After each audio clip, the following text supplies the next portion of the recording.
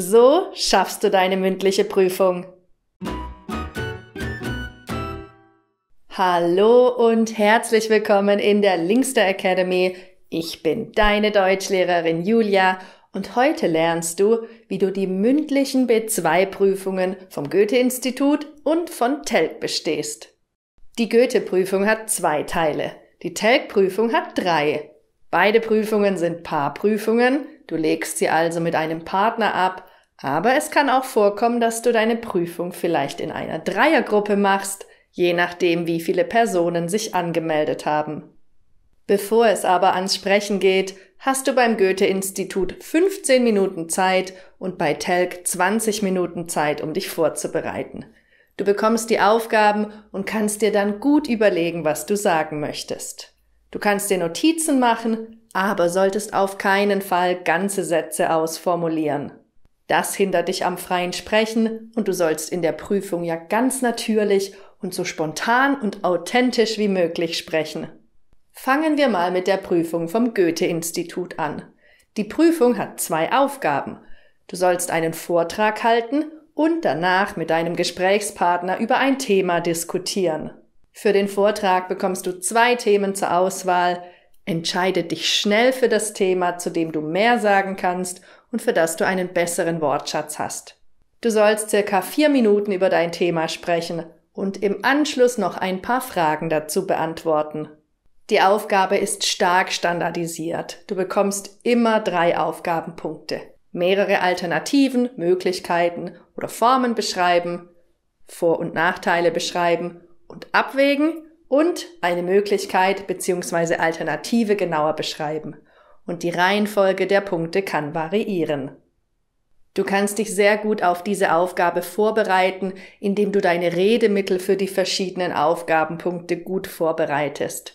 Ich habe dir eine Gratis-Übersicht der wichtigsten Redemittel gemacht. Du kannst sie dir über den Link unter diesem Video kostenlos herunterladen. Wenn du eine Prüfung ablegen willst und Hilfe brauchst, komm in einen meiner exklusiven Prüfungsvorbereitungskurse. Gemeinsam schaffen wir das. Aber jetzt schauen wir uns mal die Prüfungsaufgaben aus dem Modelltest an. Sie nehmen an einem Seminar teil und sollen dort einen kurzen Vortrag halten. Wählen Sie ein Thema 1 oder 2 aus. Ihre Gesprächspartnerinnen bzw. Ihre Gesprächspartner hören zu und stellen Ihnen anschließend Fragen. Strukturieren Sie Ihren Vortrag mit einer Einleitung, einem Hauptteil und einem Schluss. Ihre Notizen und Ideen schreiben Sie bitte in der Vorbereitungszeit auf. Sprechen Sie circa 4 Minuten. Die beiden Themen sind Finanzierung des Studiums oder Gesund leben. Und die Punkte der Aufgabenstellung sind die, über die ich gerade schon gesprochen habe, nur in unterschiedlicher Reihenfolge. Ich entscheide mich für das erste Thema, Finanzierung des Studiums, und spreche über diese Punkte. Beschreiben Sie mehrere Alternativen. Nennen Sie Vor- und Nachteile und bewerten Sie diese. Beschreiben Sie eine Möglichkeit genauer. Bei dem ersten Aufgabenpunkt Alternativen, Möglichkeiten, Bereiche beschreiben, ist es am besten, wenn du 3 Beispiele nennst. In meinem Fall wären das zum Beispiel Finanzierung durch die Eltern, einen Nebenjob annehmen und ein Stipendium erhalten. Für diese 3 Beispiele sollst du dann im nächsten Schritt die jeweiligen Vor- und Nachteile nennen, am besten 2 pro Alternative. Achte darauf, dass du eine der Alternativen im 3. Schritt noch ausführlicher beschreibst.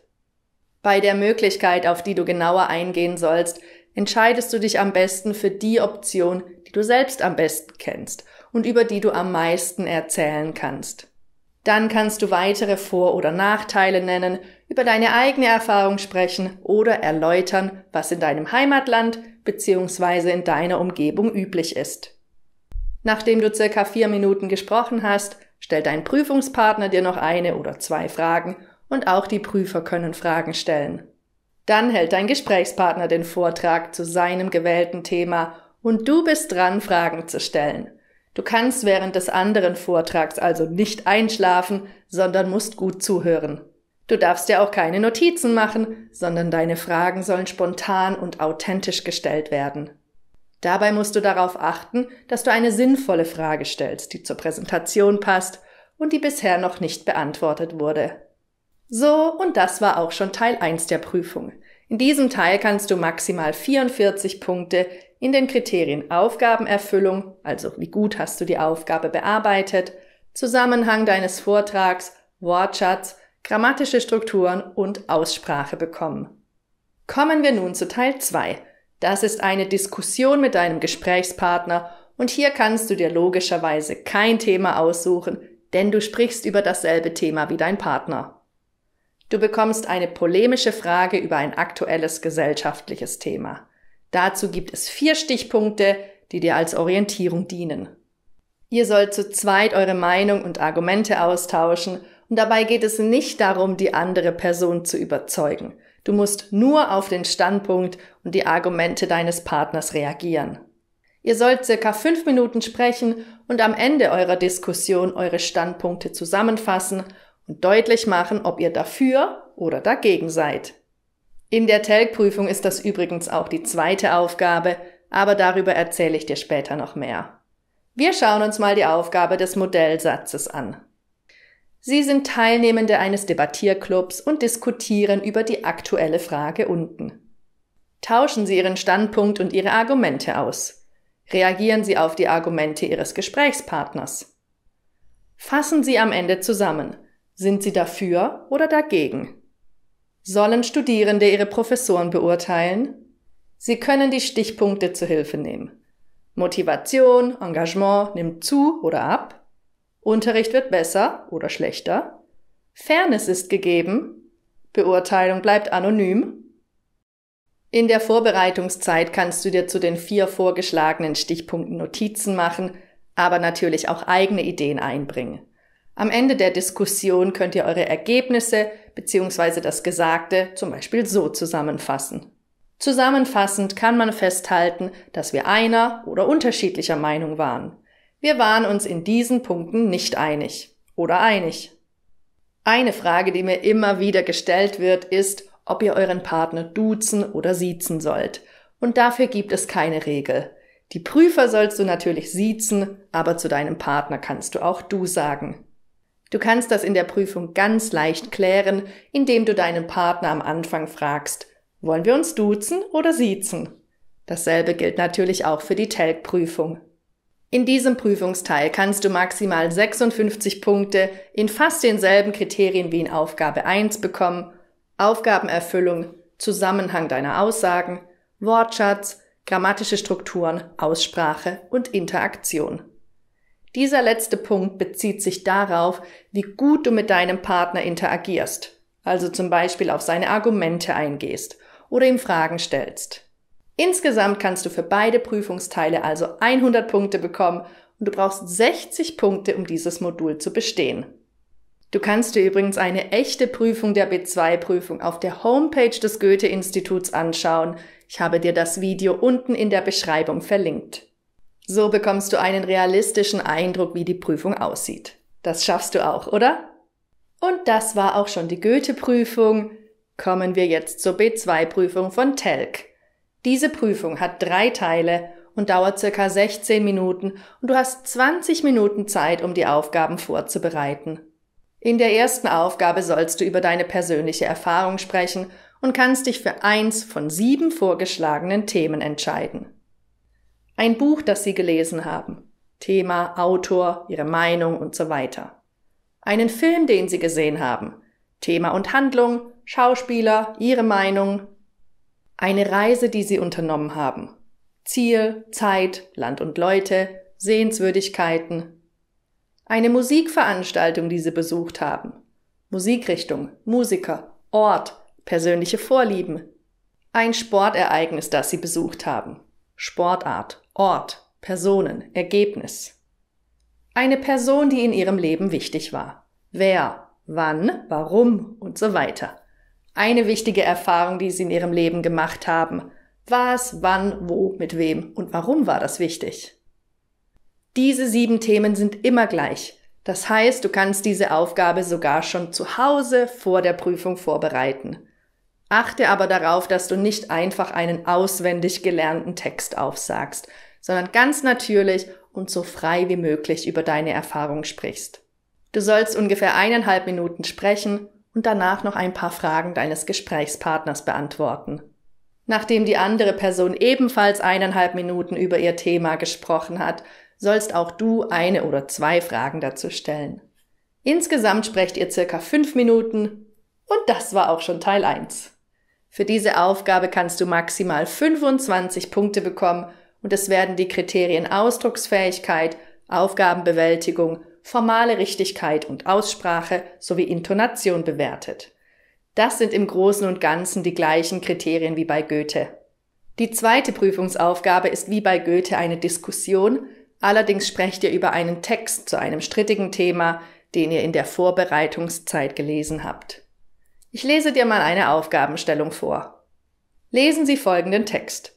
Diskutieren Sie mit Ihrer Partnerin bzw. Ihrem Partner über den Inhalt des Textes, bringen Sie Ihre Erfahrungen ein und äußern Sie Ihre Meinung. Begründen Sie Ihre Argumente. Sprechen Sie über mögliche Lösungen. In der Modellaufgabe von Telg geht es darum, ob Mädchen und Jungen auf getrennte Schulen gehen sollen. Mach dir beim Lesen des Textes Stichpunkte zu den Argumenten, die im Text genannt werden und auch zu deinen eigenen Erfahrungen sowie deinem Standpunkt. Von den 20 Minuten der Vorbereitungszeit solltest du hierfür, nach Empfehlung von Telg, ungefähr die Hälfte, also circa 10 Minuten aufbringen. Im Prüfungsgespräch sollst du mit deinem Gesprächspartner zuerst über den Text sprechen, zum Beispiel über Aussagen, die du besonders interessant findest oder die neu oder überraschend für dich waren. Im Anschluss kannst du auch eigene Argumente einbringen. Wie bei der Diskussionsaufgabe der Goethe-Prüfung geht es auch hier nicht darum, den anderen zu überzeugen, sondern sich einfach nur auszutauschen.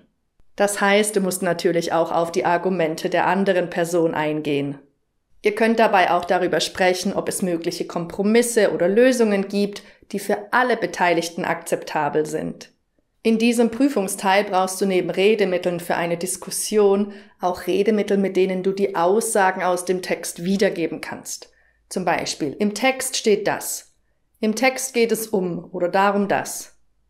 Du findest die Redemittel gratis zum Download unter diesem Video. Die Diskussion dauert circa 5 Minuten und auch hier kannst du wieder maximal 25 Punkte erreichen und die Kriterien sind natürlich dieselben wie in Aufgabe 1. Kommen wir nun zur dritten und letzten Aufgabe. Du sollst gemeinsam mit der anderen Person etwas planen. Ihr bekommt eine bestimmte Situation vorgegeben, zum Beispiel, dass ihr eine Reise, eine Party oder einen Ausflug planen müsst. Wir schauen uns mal die Aufgabe des Modelltests an. Eine Gruppe von Senioren, 60 Jahre und älter, möchte eine Reise durch Deutschland, Österreich oder die Schweiz machen. Sie sollen der Gruppe bei der Planung und beim Erstellen eines Programms helfen. Überlegen Sie, wie Sie der Gruppe helfen können und machen Sie Ihrer Partnerin bzw. Ihrem Partner Vorschläge. Entwickeln Sie dann gemeinsam einen Plan und ein Programm für die Reisegruppe. In der Vorbereitungszeit machst du dir am besten Stichpunkte, die für die Organisation wichtig sind. Überlege dir, welche konkreten Vorschläge du machen möchtest und reagiere in der Prüfung dann auch auf die Vorschläge deines Gegenübers. Auch wenn in der Aufgabe keine Leitpunkte vorgegeben sind, kannst du dir diese Leitfragen stellen, die fast immer passen. Was, wer, wann, wo, Essen, Trinken, Kosten? Am Ende der Aufgabe kannst du dann noch kurz zusammenfassen, was ihr geplant und worauf ihr euch geeinigt habt. Ihr sollt wieder circa 5 Minuten sprechen und du kannst 25 Punkte erreichen. Insgesamt bekommst du in allen 3 Aufgaben maximal 75 Punkte und du brauchst 60%, also 45 Punkte, zum Bestehen dieses Prüfungsteils. So, jetzt kennst du die Prüfungsteile Sprechen vom Goethe-Institut und von Telg. Wie findest du sie? Glaubst du, du kannst das schaffen? Welche Prüfungsaufgabe findest du am schwierigsten? Schreib es mir gerne in die Kommentare. Und wie gesagt, wenn du eine Prüfung schreiben musst und Hilfe brauchst, sind wir für dich da. Ich sag dann mal Tschüss, bis zum nächsten Video, deine Julia.